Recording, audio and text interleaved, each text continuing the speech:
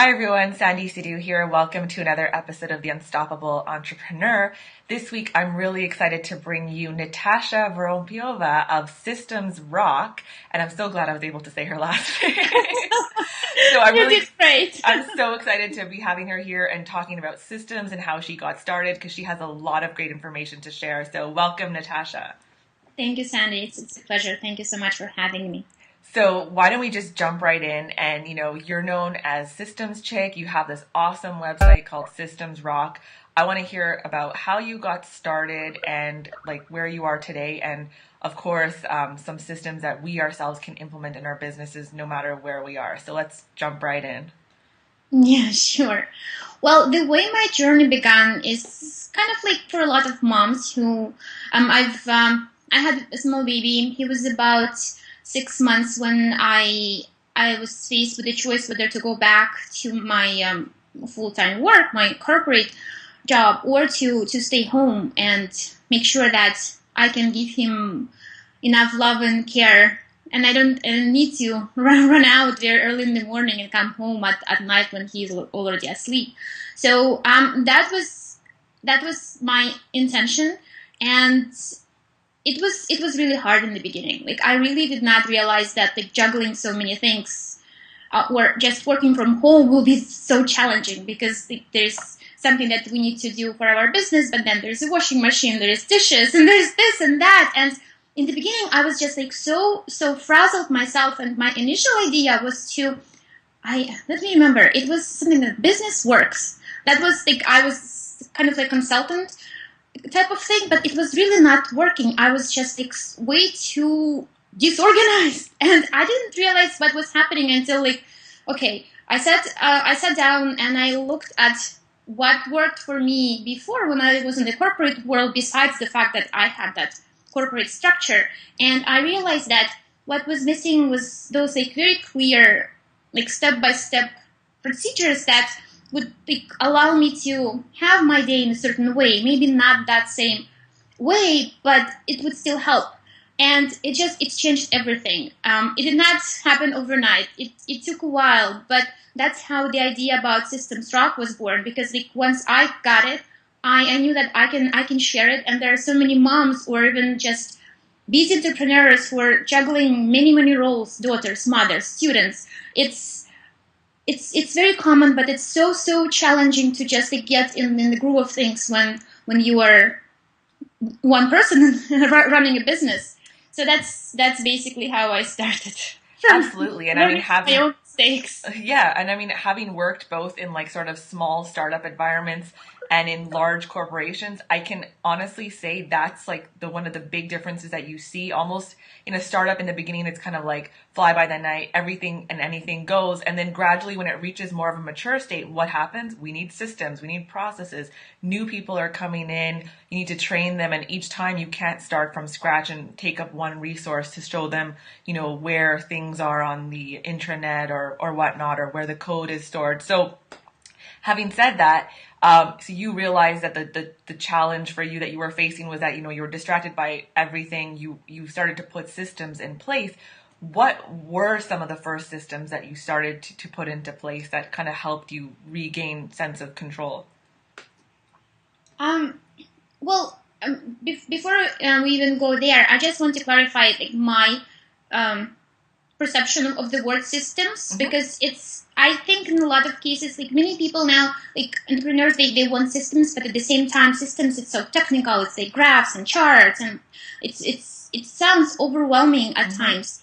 But the way I see it is just, it's a consistent, repeatable process of like how you do things. It doesn't have to be a certain way, as long as it works for you and you can repeat it over and over again in the same fashion, and it produces the same results. This is all you're looking for. So it's not something that needs to be high tech or anything that you are not capable of. If you know what works for you, you have a system for it already in your head. It's just like the matter of kind of like taking out of your head and making sure that it exists somewhere.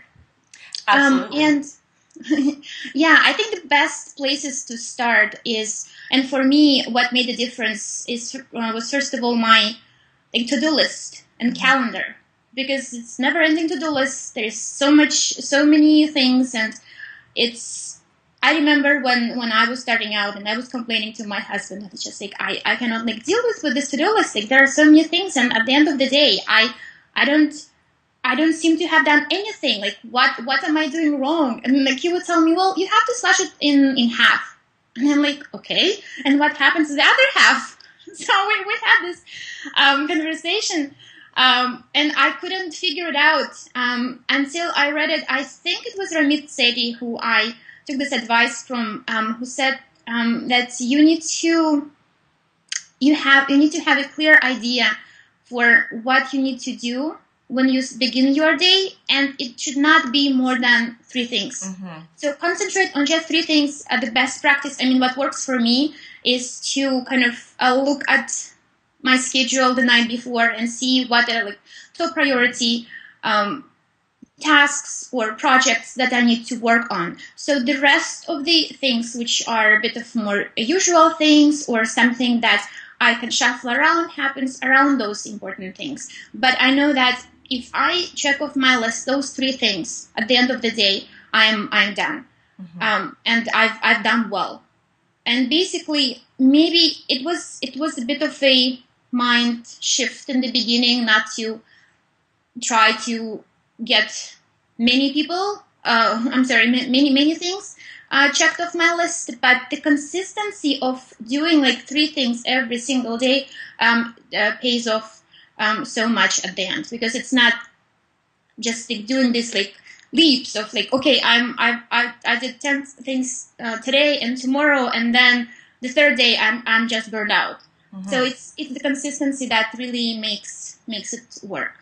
Absolutely. And I mean, I think I'm just as guilty, but I'm trying to get better at it, where I have like this, I like to write my to-do list, and I have some stuff online, but it's like I keep adding, and then eventually at the end of the day, you're like, oh my God, what did I do? And I think, like you said, it's once you identify those bigger projects and the smaller items that you can cross off each, you feel so much better because there's actual progress as opposed to just like this giant to-do list. Now, I know you have a really great opt-in offer where you kind of cover various systems that you can apply to different areas of your business. So how have you done this when it comes, I mean, a lot of, lead generation, for example, is top of mind. Do you have a system for attracting new clients, or, staying top of mind of people who you are like sort of prospecting? Do you have something for that as well?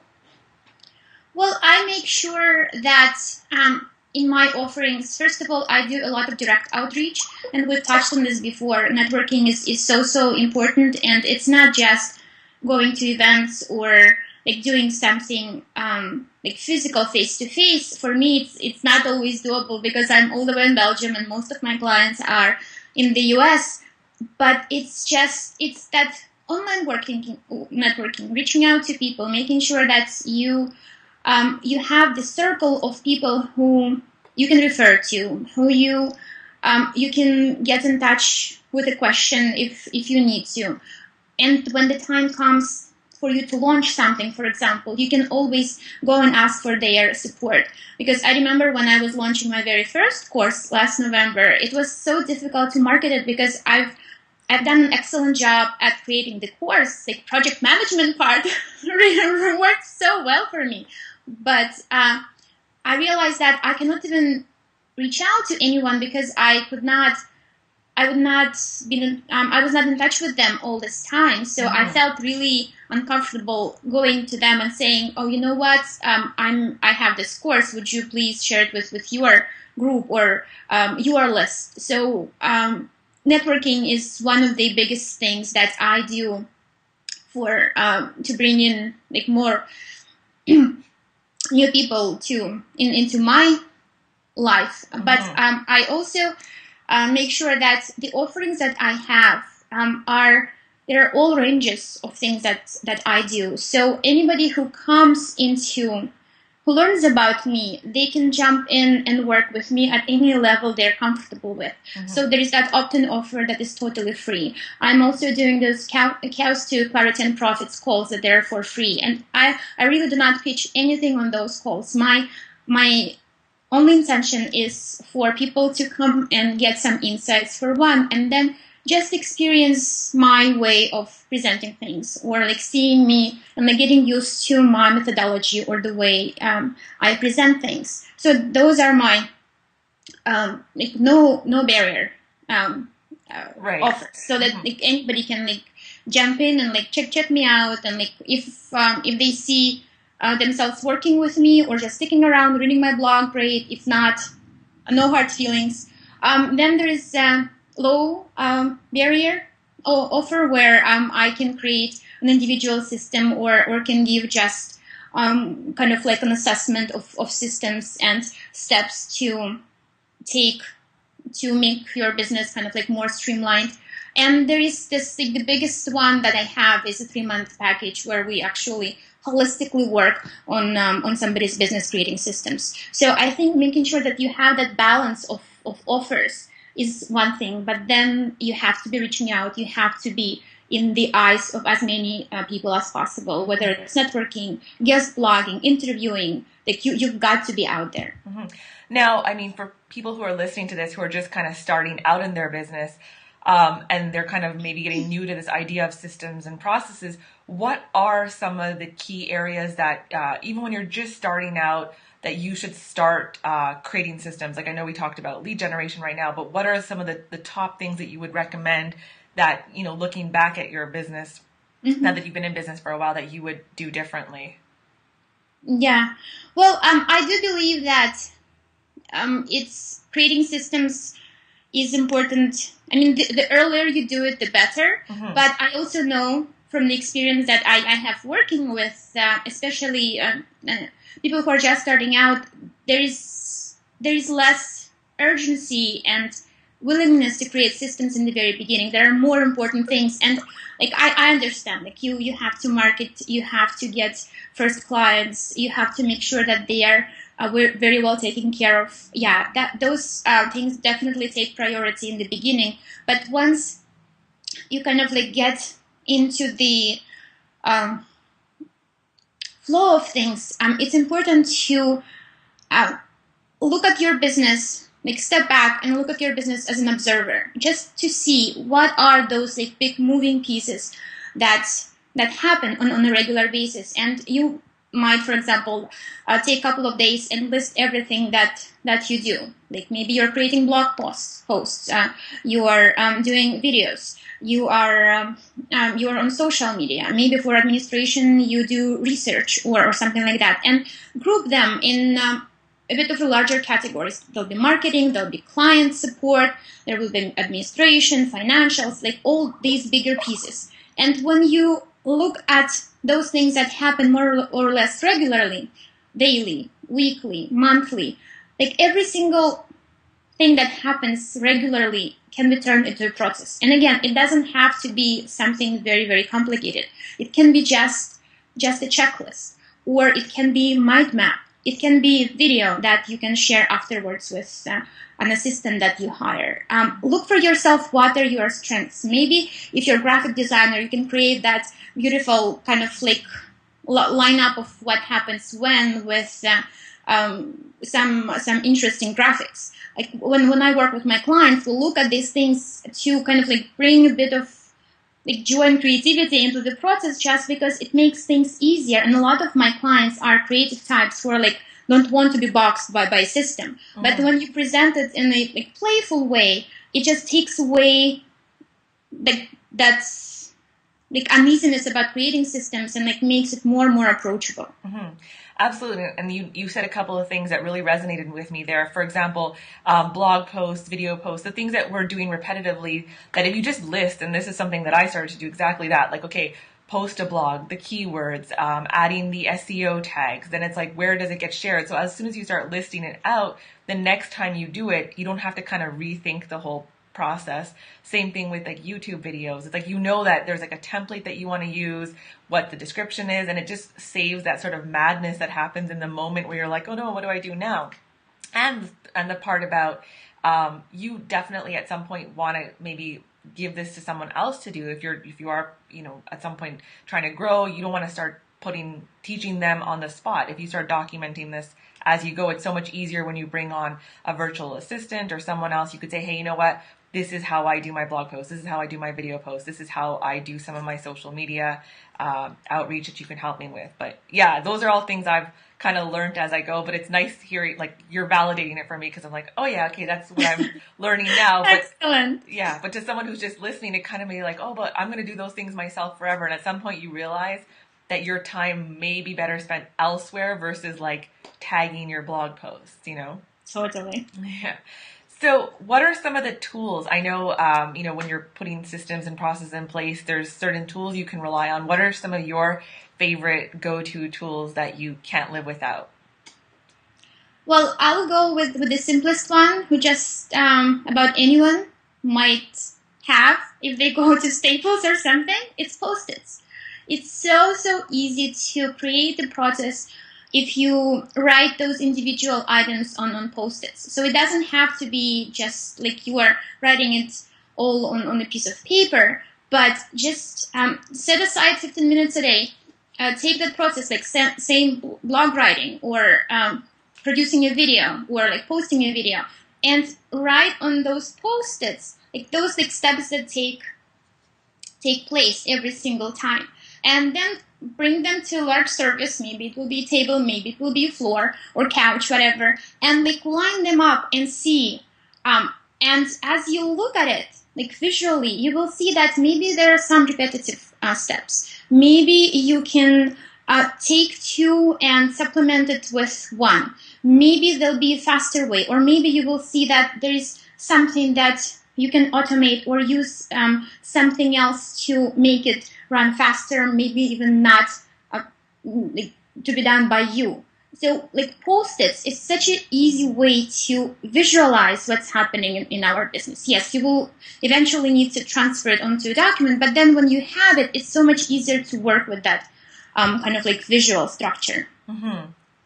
And in terms of how you put it together, I mentioned like my favorite way, and this is how I've shared, and I'm still sharing stuff with my assistant, is that I create screencasts of what I do. And Jing is an amazing free tool. I use ScreenFlow, but there are so many other ways that you can record your screen as you are doing something. Like, for example, when you're uploading a blog post, or when you're creating a newsletter, or I don't know, like there are so many different things that you do. I mean, if you have online business, like there are a lot of things that you do on your computer. So practically everything can be just recorded, and you are narrating what you are doing. Maybe your headline, for example, when you're uploading a blog post, should be a certain size.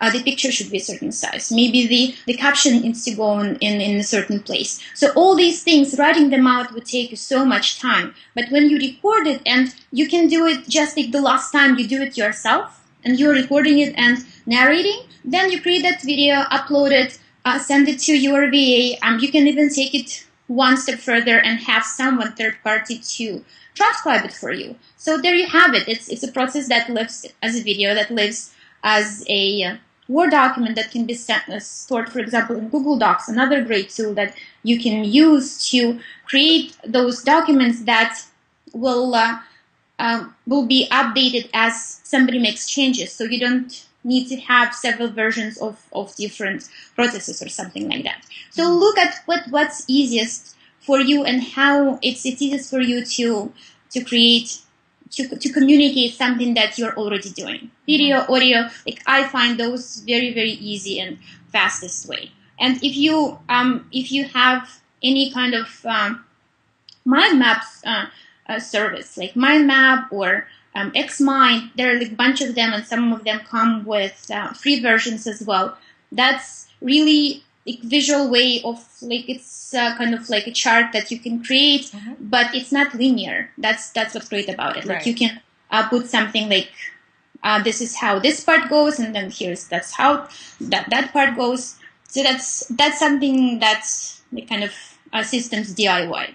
Yeah, that's great. I mean, I think you just walked us through a system, for example, the blog post. Like it also makes you, I think by doing that once, it makes you maybe even think of like, okay, are you being inefficient or where can you improve what you're doing? Like as you're recording, you might realize like, oh, I don't need to do this every single time. I can just install, there's a plugin I love in WordPress. It's like, I think it's called like clone post or duplicate post.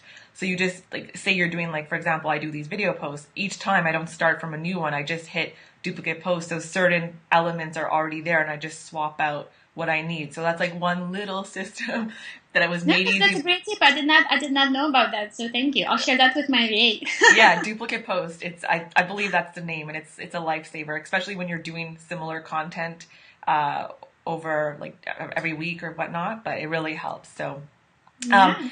awesome. So do you want to share if you have like what's coming up for Systems Rock? We'd love to hear if you have any new programs launching or something down the line. Um, I do have two programs coming up, but they are not my own programs. I was invited by Sarah Burns to teach two courses in her new Tada Learning Center, and it's really exciting. It will be one will be on delegation, one will be on systems, and we are starting beginning of May. So that's the programs themselves, and it's just 4 weeks each course. So one of them will be from Zero to Dream Team, where I walk you through the process of just determining who you need in your business right now, to finding that person, to making sure that you have found ideal um, candidate, and then making sure that you've trained them well enough that there are no communication gaps. And the second course in systems is about the productivity and efficiency systems, from like starting from like stepping into your CEO stilettos and like being actually the manager of your business rather than like everybody and everything. Mm-hmm. And then like looking at your calendar, your inbox, your projects, like how can you optimize the ways you do things to create for yourself more time for that creative work, for the project that you've been putting off for such a long time. Awesome. Well, I'll be sure to link those in the show notes along with the link to your opt-in offer because I think it was absolutely amazing. It got me to reevaluate a lot of the things I'm doing, and I think a lot of people who are listening will totally benefit from that. So Thank you. thank you again, Natasha, for taking some time today and sharing your wonderful insights. I really appreciate it. My pleasure, Sandy. Thank you. Thank you.